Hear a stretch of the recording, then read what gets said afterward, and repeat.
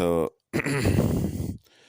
د غیبت په باب کې اکثر کتابونه نقل کوي، تفاسیرو کې مشته، تفسیر قرطبي هم نقل کړی دی چې اذکر الفاجر بما فيه کی یحذره الناس، چې د فاجر بدی ګناهونه د خلکو په مخ کې ذکر کوي چې خلک دې ځان بچ کی. نو دې نه بیا دا مسله راوباسي چې فاسق فاجر سړي په غیبت کې ګناه نشته. دا روایت چې کوم دی د جارود ابن یزید نشاپوری نه نقل دی. د هغه په باره کې امام بخاري رحمت الله علیه تاریخ الکبیر 237 صفحه 2 جلد کې لیکي چې د منکر الحدیث دی.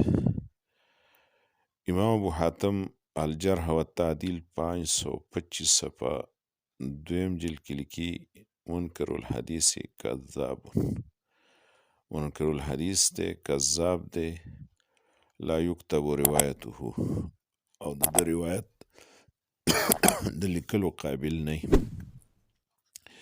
ابن حبان هم لیکلی دی چې د مشهورو خلکو په نوم باندې منکر او بے اصل روایات نقل کوي.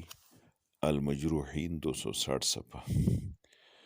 امام عقیلی الضعفاء الکبیر 202 صفحه اول جلد، او امام ذهبی سیر اعلام النبلاء 426 صفحه 9 جلد، امام بحقی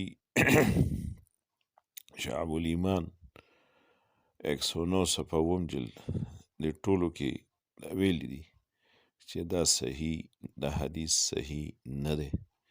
نو دی وجنه یا موضوعی دی یا شدید ضعیف دی.